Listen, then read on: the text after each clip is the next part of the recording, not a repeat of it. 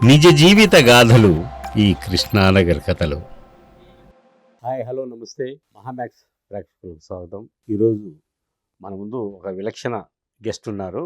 ఆయన పేరు మురళీ శర్మ. ఆయన గురించి అడుగు తెలుసుకుందాం. నమస్తే మురళీ శర్మ గారు. నమస్కారం. మీది ఏ ఊరు? మీ నేపథ్యం గురించి చెప్పండి.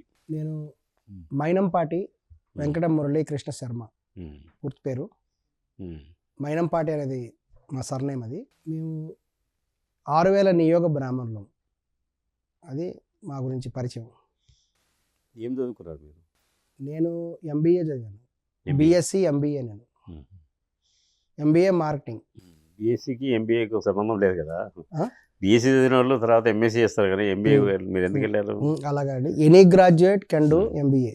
ఈవెన్ బీటెక్ చేసిన వాళ్ళు కూడా ఎంబీఏ చేస్తారండి. ఎంబీఏ అనేటువంటిది అది ఎందుకు ఆ టైంలో చదవాల్సి వచ్చిందంటే 1991 తర్వాత మన దేశంలో కూడా ఎల్పిజి అంటే లిబరలైజేషన్, ప్రైవేటైజేషన్, గ్లోబలైజేషన్, దీన్ని అప్పటి ప్రధానమంత్రి స్వర్గీయ పివి నరసింహారావు గారు ప్రవేశపెట్టడం జరిగింది. అంతేకాకుండా మన రాష్ట్రంలో కూడా చంద్రబాబు నాయుడు గారు అయితేనేమి, వీళ్ళందరూ కూడా భవిష్యత్తులో భారతదేశం అంతర్జాతీయ స్థాయికి వెళ్ళబోతున్నది అని చెప్పేసి ఈ విపరీతంగా ఇంజనీరింగ్ కాలేజీలు పెట్టడం, ఎంబీఏ, ఎంసీఏ, కంప్యూటర్ కోర్స్ అన్నిటిని కూడా ప్రవేశపెట్టడం జరిగింది.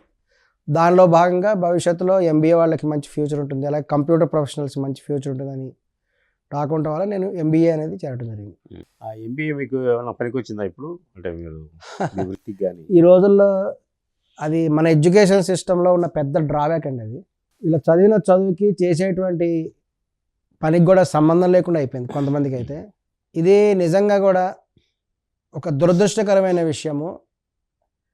యూనివర్సిటీలు స్టూడెంట్స్ని మోసం చేస్తున్నాయి అని చాలామంది కూడా భావిస్తున్నారు.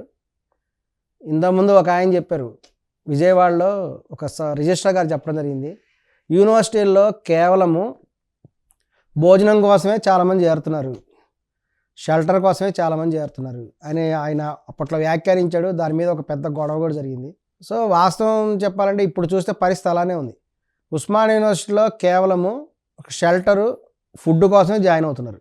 నేను బహిరంగంగా కొంతమంది ప్రశ్నించానండి, పోస్ట్ గ్రాడ్యుయేట్ కోర్సు చేసే కొంతమందిని, ఎంఏ తెలుగు, ఎంఏ ఇంగ్లీష్, ఇంకా చాలా కోర్సులు ఉన్నాయి, ఈ కోర్సు వల్ల మీకు ఏదైనా ఉద్యోగం వస్తుందా అని చదివితే నో ఆన్సర్. మరి ఎందుకు చేరినావు? కొంతమంది చెప్పేది ఏంటంటే మనం లెటర్ టాక్ ఫ్రీలీ, ఎందుకంటే నేను గాంధీ మహాత్ముడి సిద్ధాంతాన్ని ఫాలో అవుతాను, సత్యమే పలుకుతాను. సత్యం పలకలేని పరిస్థితుల్లో మౌనంగానే ఉంటాను. వాళ్ళు స్పష్టంగా చెప్పడం జరిగింది, ప్రతి విద్యార్థి కూడా గవర్నమెంట్ జాబ్ తెచ్చుకోవాలనుకుంటారు, లేదంటే ఒక మంచి ఉద్యోగం తెచ్చుకోవాలనుకుంటారు. కాబట్టి అటువంటి వాళ్ళందరూ కూడా హైదరాబాద్ వచ్చేసి ఈ కాంపిటీషన్ ఎగ్జామ్ రాసి ఎట్లా కొట్ల ఉస్మాన్ యూనివర్సిటీలో కన్నా జాయిన్ అవ్వగలిగితే అక్కడ ఫుడ్, షెల్టర్ అన్నీ దొరుకుతాయి. హైదరాబాద్లో అన్ని రకాల ట్రైనింగ్ సెంటర్స్ ఉన్నాయి, ఒక ట్రైనింగ్ ఇన్స్టిట్యూట్లో చేరొచ్చు, ఆ కోర్స్ అయిపోయేలోపు ఏదో గవర్నమెంట్ జాబ్ కొట్టచ్చు. ఆ సబ్జెక్ట్లోకి వెళ్ళిపోతే ఓషన్ మీరు ఒక మహాసముద్రం. సినిమా రిలేటెడ్ మీకు ఏం సినిమాల్లో చేశారా? ఏమన్నా ఏది చేసినట్టున్నారు? ఇక ఎన్ని సినిమాలు చేశారు? నా గురించి వస్తే నేను ధర్మవరం సుబ్రహ్మణ్యం గారు మాకు బంధువులు అవుతారండి. వాళ్ళది కూడా ఒంగోలు దగ్గర ఊరు. అయితే వాళ్ళ మనుషులు ఎవరైతే ఒంగోలు వచ్చారో వాళ్ళు మమ్మల్ని ఇన్వైట్ చేయడం జరిగింది, మీరు కూడా రండి సినిమా ఫీల్డ్లోకి, ఇంట్రెస్ట్ ఉంటాయి అని చెప్పి. ఏ ఇయర్ అది? దాదాపు అరౌండ్ 1998 ఆ సంవత్సరంలో. కానీ ఆ టైంలో ఏంటంటే నేను డిగ్రీ కూడా చేస్తున్నాను. ఆ సమయంలో మా ఇంట్లో వాళ్ళు ఒప్పుకోలేదు, ఎందుకంటే మా వాళ్ళందరూ గవర్నమెంట్ జాబ్స్, అఫీషియల్ పెద్ద పెద్ద గవర్నమెంట్ జాబ్స్లో ఉన్నారు, మా బంధువర్గం కానీ మేము కానీ. మైనంపాటి భాస్కర్ అనే ఆయన మటుకు రైటర్గా ఉండేవాడు, మీకు పరిచయం ఉండే ఉంటుంది, ఆయన బంధువులు మాకు. మైనంపాటి భాస్కర్ గారు కర్నూలులో ఉండేవాడు. తర్వాత కొన్ని సినిమాల్లో కూడా యాక్ట్ చేశాను. ఎన్ని సినిమాలు చేసింటారు? ఎక్కువ చేయలేదండి, ఒక అరౌండ్ 10 సినిమాలు, అంతమించి చేయలేదు. టీవీ కూడా కనిపిస్తారా మీరు సినిమాల్లో ఎక్కడన్నా? చిన్న చిన్న పాత్రలు అండి అవి. పొన్నై సెల్వన్ చేశాను, మణిరత్నం గారిది. సైరా సినిమాలో చేశాను, చిరంజీవి గారిది. అంతకుముందు కూడా కొన్ని చేయడం జరిగింది, కొన్ని సీరియల్స్లో కూడా చేశాను. సో ఇక్కడికి వచ్చి ఆ ఫీల్డ్లోకి ఎంటర్ అయితే ఏమైందంటే కంటిన్యూగా అవకాశాలు అనేటువంటివి రావట్లేదు, మధ్యలో గ్యాప్ రావటం, ఇవన్నీ కొంచెం ఇబ్బందికరమైన పరిస్థితి వచ్చేసి ఎట్లాగో ఎంబీఏ చేసినా కాబట్టి ఇటు సైడ్ జాబ్స్లోకి ఎంటర్ అవ్వడం జరిగింది. అంటే ఉద్యోగం చేసుకుంటూ ఇవి రెండు కూడా చేయడం జరిగింది. దానివల్ల అనుకున్నంత సక్సెస్ అవ్వలేదు. ఇప్పుడు కూడా ప్రయత్నాలు చేస్తున్నాం, సినిమా ప్రయత్నం. ఇప్పుడు కూడా కొంతమంది పిలుస్తుంటారు, కొన్ని చేస్తుంటాం. కానీ ఏంటంటే సినిమా ఫీల్డ్ అనేటువంటిది నిజంగా అసలు వాళ్ళు తలుచుకుంటే కొంతమంది చాలా ఇబ్బంది పడుతున్నారు సినిమా ఫీల్డ్ సంబంధించిన వాళ్ళందరినీ చూసి అవసరమా అని కూడా అనిపిస్తుంటుంది అప్పుడప్పుడు. ఎందుకంటే ఒక పాకీజా గారి రీసెంట్గా కనపడ్డారు పాపం, ఆమెకి తిండి కూడా లేని పరిస్థితిలో ఉన్నారు. ఇంకా చాలామంది ఆర్టిస్టులు ఉన్నారు, వాళ్ళు తినడానికి అంటే వీళ్ళు ఎప్పుడైతే సీనియర్ పొజిషన్కి వెళ్తారో ఒక వయసు దాటిన తర్వాత వాళ్ళు కష్టపడలేరు, అవకాశాలు రావు, అలా ఇబ్బంది పడుతున్న వాళ్ళు చాలామంది ఉన్నారు. దీని మీద కూడా ప్రభుత్వం కూడా నిర్ణయం తీసుకోవాలి. సో అవన్నీ చూసినప్పుడు అమ్మో ఇంత అవసరమా సినిమా ఫీల్డ్ అంటే ఇలా ఉంటుందా అని చాలామంది భయం కలుగుతుంటుంది. కానీ సినిమా ఫీల్డ్ అంటే విపరీతమైనటువంటి ఆసక్తి పబ్లిక్లో ఉంది. ఎందుకంటే సినిమా ఫీల్డ్ అనేది ఒక స్టారిజం. అది అకస్మాత్తుగా రోడ్డు మీద నడుచుకుంటూ తిరిగే వాళ్ళు అకస్మాత్తుగా కారులో వెళ్ళిపోతారు. మనం మోనాలిసా చూడండి, మోనాలిసా అనేటువంటి ఆమె కుంభమేళాలో నల్ల పూసలు అమ్ముకునే ఆమె, చిన్న చిన్న పూసలు అమ్ముకునే ఆమె ఈరోజు ఆమె ఒక ప్రముఖ హీరోయిన్గా చేస్తున్నది చాలా సినిమాల్లో. అవి కనుక హిట్ అయితే ఇంకా హై లెవెల్కి వెళ్ళే అవకాశం ఉంది. సరే కానీ అనాలిసిస్ అంతా బాగానే ఉంది. మొన్న జరిగిన ఒక అనసూయ దాంట్లో నుంచి మీరు ఫైల్ లేక వచ్చారు. మురళీ శర్మ అనే ఒక ఆయన ఉన్నాడు అని కొంత ప్రపంచానికి మొత్తానికి కాదనే కొంతమందికి తెలిసింది. గూగుల్లో టైప్ చేస్తే వస్తుంది నా పేరు, అదే గూగుల్కి కూడా వెళ్ళిపోయింది. అనసూయ ఫ్యాన్స్ అసోసియేషన్ అని కానీ అనసూయ అభిమాన సంఘం అని కానీ గూగుల్లో టైప్ చేస్తే మురళీ శర్మ. సరే, అనసూయ అభిమాన సంఘం అధ్యక్షుడా మీరు? అవును. ఎంతమంది ఉంటారు అభిమానులు? అభిమానులు చాలా మంది ఉన్నారండి. అంటే ఒక సంఘం అన్నప్పుడు ఇంతమంది ఒక 1000 మంది ఉంటారు, 15 మంది ఉంటారు, 1,00,000 మంది ఉంటారు అని ఒక లెక్క ఉంటుంది కదా. మీ దాంట్లో ఎంతమంది ఉన్నారు? మాకు తెలిసిన వాళ్ళు ఏంటంటే మేమందరం కూడా స్వచ్ఛందంగా ఉన్నామండి. మేము ఇది ఒక వేరే వాళ్ళు కొన్ని కమర్షియల్ కాదు, ఇది అందరూ స్వచ్ఛందంగా వాలంటీర్ అభిమానులు అందరూ కూడా.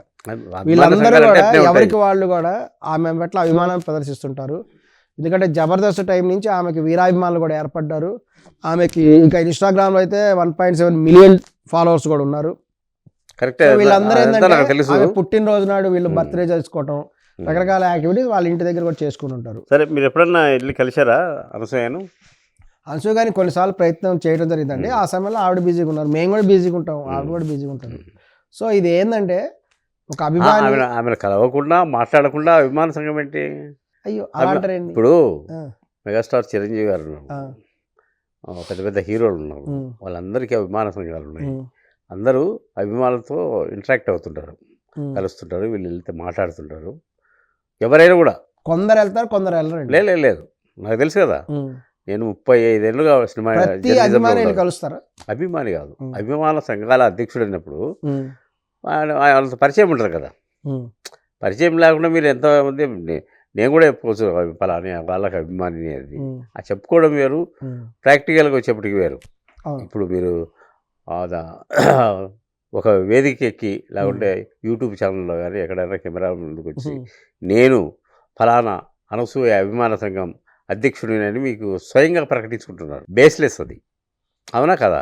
కాదండి, అది మీ అభిమానం నిజమై ఉండొచ్చు, కానీ మీరు ఒకసారి కూడా ఆమెతో కలవకుండా. మీకు ఒక ఎగ్జాంపుల్ చెప్తాను, మీరు చెప్పండి, మీ చేత చెప్పిస్తాను. అనేక రంగాల్లో ఉండే సెలబ్రిటీస్కి అభిమానులు ఉంటారు. మీరు లైవ్ ఎగ్జాంపుల్ అంబేద్కర్ గారిని తీసుకోండి. అంబేద్కర్ గారికి కొన్ని లక్షల మంది అభిమానులు ఉన్నారు, వేల సంఖ్యలో అభిమాన సంఘాలు ఉన్నాయి, కోట్ల మంది అభిమానులు ఉన్నారు అంబేద్కర్ గారికి. ఈ అభిమానులు ఎప్పుడైనా వీళ్ళు అంబేద్కర్ గారిని కలిశారా? ఆయన ఉంటే కదా, ఆయన లేరు, ఉన్నప్పుడు గెలిచారు. మరి లేనప్పుడు అసలు కలిసే అవకాశం కూడా లేదు, ఆయన చనిపోయారు. కానీ వీళ్ళందరూ ఎందుకు ఆయనకి వీరాభిమానులు? అంబేద్కర్ గారి పుట్టినరోజున వీళ్ళందరూ కూడా బ్రహ్మాండంగా జన్మదినం జరుపుతారు, అన్నదానాలు చేస్తారు. వాళ్ళు ఏం ఆశించి చేస్తున్నారు? వాళ్ళు ఏం ఆశించి చేస్తున్నారు? అంబేద్కర్ గురించి నిజమైన అభిమానానికి ఏంటండి? ఆయన ఒక రంగం అండి, ఆయన రాజ్యాంగం రాశారు, ఆయన సిద్ధాంతాల బట్టి అభిమానులు అయ్యారు ఆయనకి. అలాగే అనసూయ గారి యొక్క సిద్ధాంతాల బట్టి కొందరు అభిమానులు అవుతారు. అవును, మెగాస్టార్ కి చిరంజీవి గారికి అభిమానులు ఎందుకున్నారు? ఒక సానియా మిర్జాకి అభిమానులు ఎందుకున్నారు? వేరు వేరు రంగాలు. ఒక రోహిత్ శర్మ, ఒక సచిన్ టెండూల్కర్ అభిమానులు లేరా? చెప్పండి. ఏ అభిమాన సంఘాలైనా కూడా వెళ్ళి ఎవరినైతే అభిమానిస్తున్నారో వాళ్ళని కలుస్తారు, కలిసి మాట్లాడతారు. అంబేద్కర్ అంటే పక్కన పెట్టండి, ఆయన లేరు, ఆయన రాజ్యాంగం రాశాడు కాబట్టి ఆ రాజ్యాంగం ఎవరు కలవలేదండి. ప్రేమ ఉంటుంది మనసులో, అభిమానం అనేది ఉంటుంది. అంబేద్కర్ అభిమానం ఉంది, బతికే ఉంది కదా, అభిమానం ఉంది. అభిమానాన్ని కొంతమంది ప్రదర్శించరు, కొంతమంది సైలెంట్ అభిమానులు ఉంటారు, వాళ్ళు కొంతమంది గొప్పలో. నేను అడిగిన దానికి స్ట్రైట్ సమాధానం చెప్పండి. అభిమాన సంఘం అధ్యక్షుడైన మిమ్మల్ని మీరు ప్రయత్నించినా కూడా ఆమె కలవలేదు. మనం లేదు అనసూయ లేదు, ఆ టైంలో ఆమె బిజీగా ఉందని తెలిసింది. ఇది ఎప్పుడు బిజీగానే ఉంటారు, నేను కూడా బిజీగా ఉంటాను, నువ్వు బిజీగా ఉంటావు. అంటే మా మాకు కెమెరా వాళ్ళు నేను కూడా వేరే బిజీగానే ప్లేస్ లో ఉండొచ్చు, వేరే అంటే ఇద్దరికి కన్వీనియంట్ టైం దొరకాలి కదా. నేను అభిమాన సంఘం అధ్యక్షుడిని అన్నప్పుడు మినిమం కట్టసి వచ్చి కలిసి మాట్లాడి లేకుంటే ఒక త్వరలో ఫోటో దిగో. అవును. మీరు ఏమి లేకుండా మీరు మాట్లాడారు కదా, మాట్లాడిన వీడియోలు రిలీజ్ అయిన తర్వాత నాకు ఎవరు అభిమాన సంఘాలు లేవు, నాకు అభిమాన సంఘం ఎవరు ఆమె పెట్టలేదు చెప్పదలుచుకుంది ఏంటంటే అని చెప్పింది. ఫ్యాన్స్ అనేటువంటి మాట తనకి ఇష్టం ఉండదు, ఎందుకంటే అందరూ కూడా తన నిజమైన అభిమానులని తను ఇష్టపడతాను గౌరవిస్తాను అని స్పష్టంగా చెప్పింది.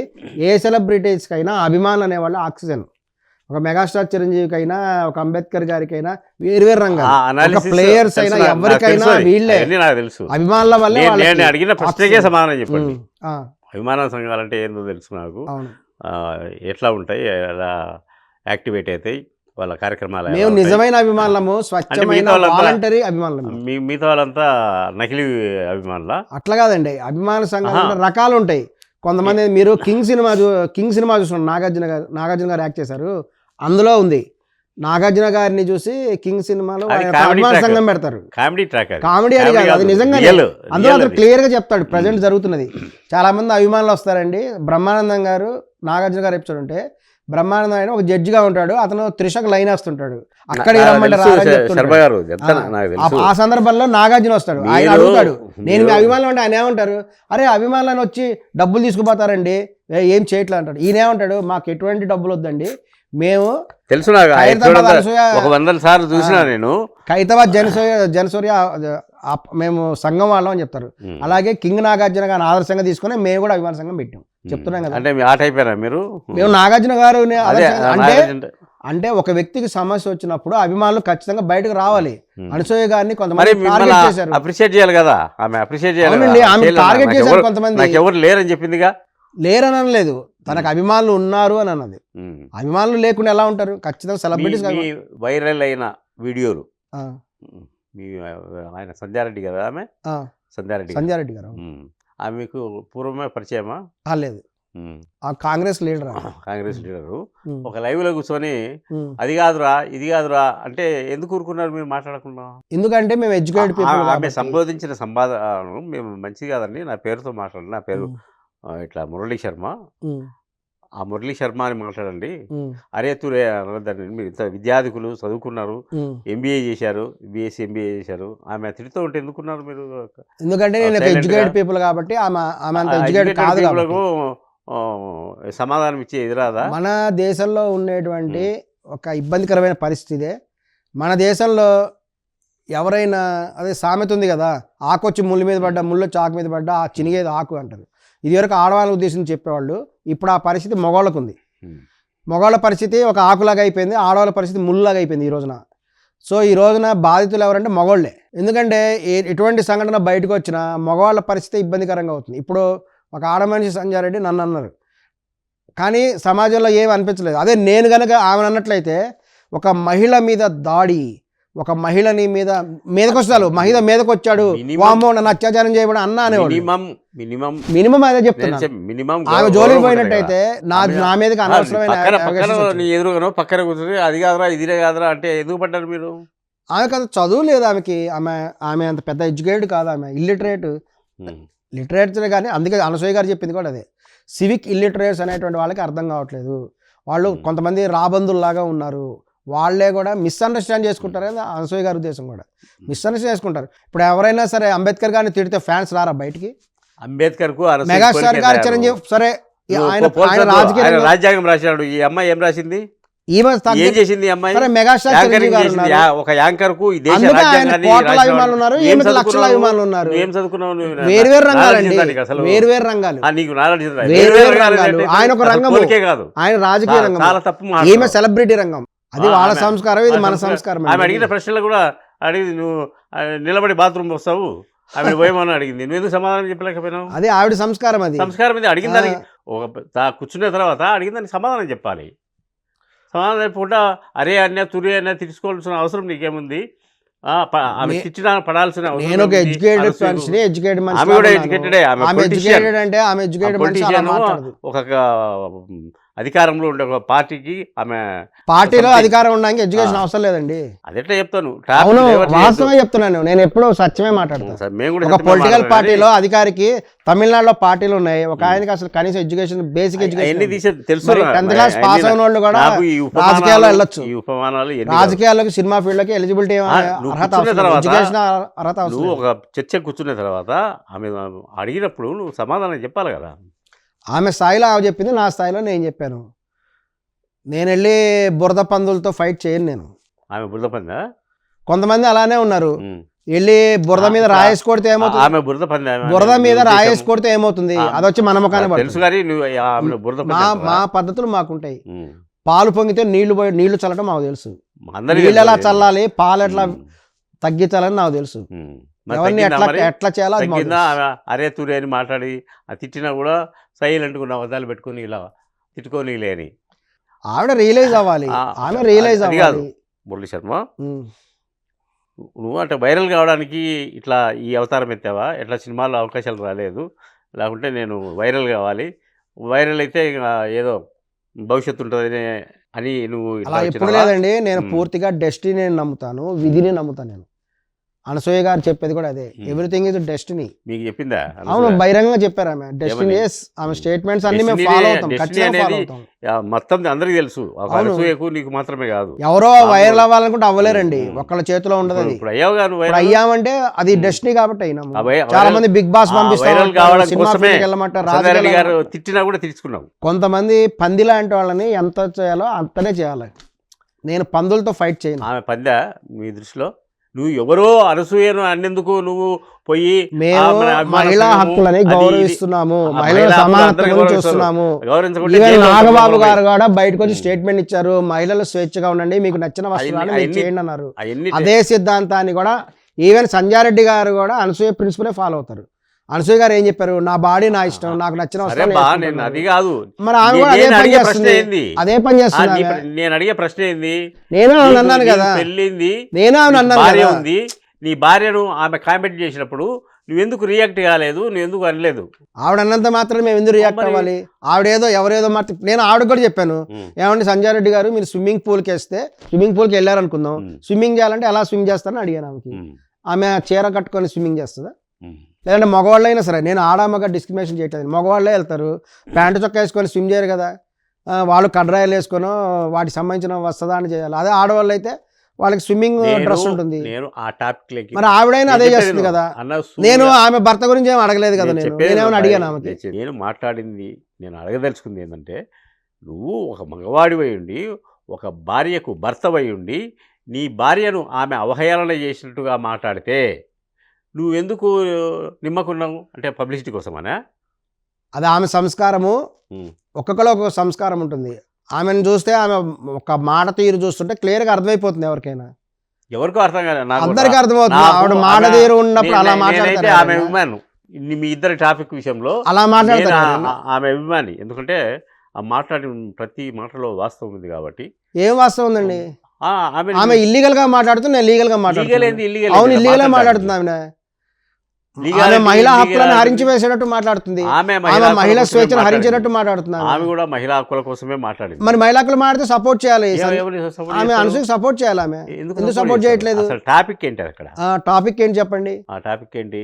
వస్త్రధారణ గురించి వచ్చింది. వస్త్రధారణ గురించి అది ఆయన చెప్పక్కల అందరికీ తెలుసు, మహిళలకు గౌరవమైన వస్త్రధారణ చేయాలి అనేటువంటిది అందరికీ తెలిసిన విషయం. అది ఆయన వస్తువులు సామాన్లు ఇదేదో అన్నాడు, ఆ రెండు పదాలు బాగాలే ఉన్నాడు. కానీ ఆయన స్త్రీల పట్ల స్త్రీలు తక్కువ అనే విధంగా మాట్లాడాడు, మగవాళ్ళు గొప్ప అనే విధంగా మాట్లాడాడు ఆయన. ఎందుకంటే స్త్రీలు ఇక్కడ దాకా వస్త్రధారణ చేయటం వల్లే అందరూ కూడా ఫ్యాన్స్ వచ్చారు అనే మాట ఆయన మాట్లాడడం కరెక్ట్ కాదు.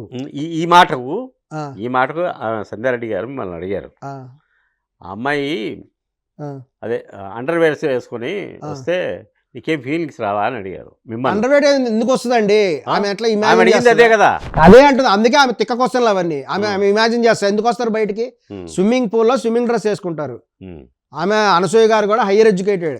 అందుకే అనేది ఇది ఈ పోరాటము అనేక దశాబ్దాలుగా మన దేశం నడుస్తుంది. ఒక ఎడ్యుకేటెడ్ పీపుల్ మధ్య, ఒక అన్ఎడ్యుకేటెడ్ పీపుల్ మధ్య జరుగుతున్న పోరాటం ఇది.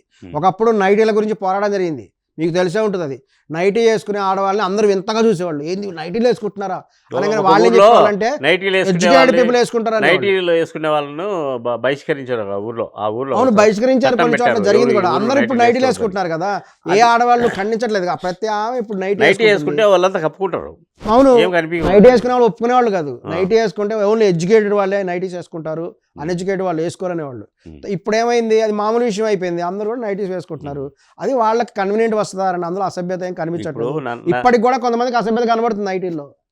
నేను అడగదలుచుకున్నది ఏంటంటే, ఆమె మిమ్మల్ని కొంచెం క్రూడ్గా అరే అనేది, తర్వాత మీ అది ఆమె మాట తీరు, చెప్పు. ఆమెకి సంస్కారం ఉంటే అన్నారు. సరే ఇప్పుడు నేను కూడా అనలేదు కదా, అది నా గొప్ప విధానం. శర్మ, నేను మాట్లాడేది విను.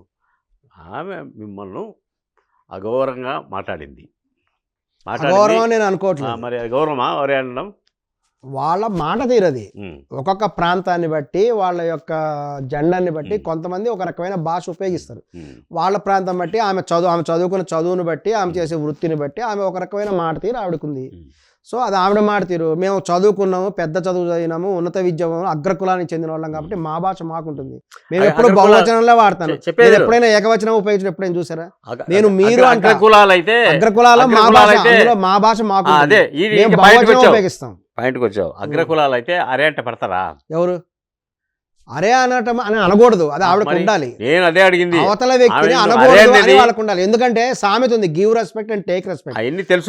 రెస్పెక్ట్ ఇస్తే రెస్పెక్ట్ వస్తుంది. చెప్పేది నువ్వు, ఆమె నిన్ను అరే అనేది, నీ పిల్లానికి బికినీ అయ్యరా అనేది, ఇవన్నీ నిన్ను అవమానించినట్టు మాట్లాడిన మాటలే కదా. అది భావించట్లేదు. ఫీల్ కాలేదా? ఆమె ఒపీనియన్ ఆమె అడిగింది. అటువంటిప్పుడు నేను కూడా మీ హస్బెండ్ డ్రైవర్ వేసుకుని వెళ్తే బయటకు వస్తే ఏమవుతుంది, నేనేమో ఆమె హస్బెండ్ గురించి అడగాల్సింది. నేను అడగలేదు కదా, నా సంస్కారం అడగలేనప్పుడు నువ్వు ఎందుకు అడగను. అవును, నేను చదువుకున్నాండి, నేను ఉన్నత విద్యావంతుడిని. ఆమె చదువుకోలేదు. నేను ఆమె ఏం చదివిందో మరి తెలియదు, ఆమె మాట తీరాలి. ఆమె ఏం చదివి చెప్పనండి, మీరు ఏం చదివారు అడగండి. ఆమె అడగాల్సింది, ఆమెను ఇంటర్వ్యూ చేయండి. మీరు ఏం చదివారు అడగండి. మీరు ఇంటర్వ్యూ అడగండి. నేను ఎంబీఏ చేశాను, ఆమె ఏం చదివారు?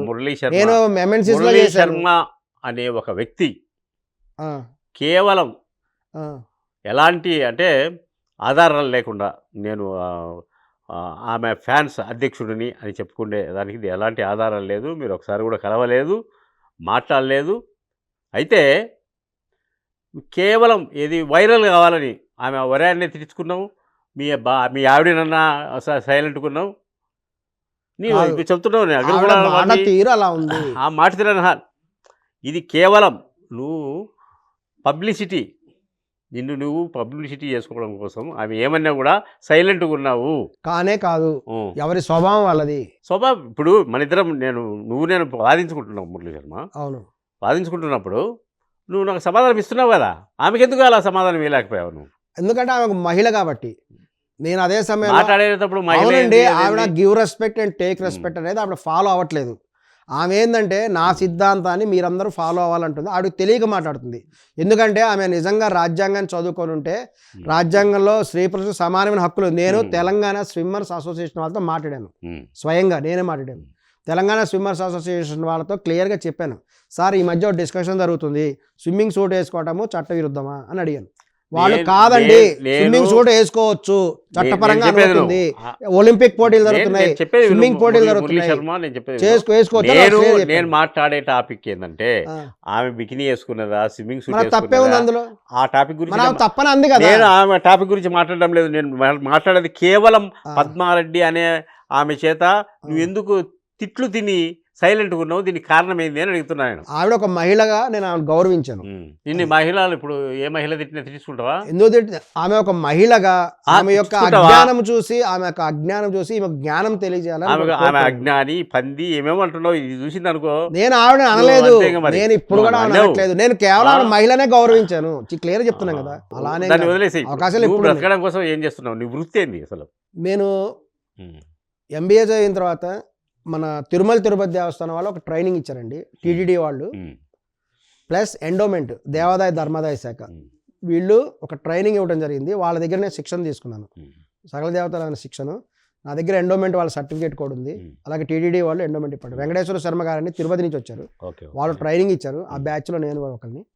ట్రైనింగ్ తీసుకున్న తర్వాత ఇప్పుడు బ్రాహ్మణులు అనేటువంటి వాళ్ళు ఎలా ఉంటారంటే, ఎవరైనా ఉద్యోగం లేకపోయినా లేకపోతే ఇబ్బందులు పడ్డా వాళ్ళ బ్రాహ్మణ కులవృత్తి అనేటువంటిది ఒకటి ఉంటుంది.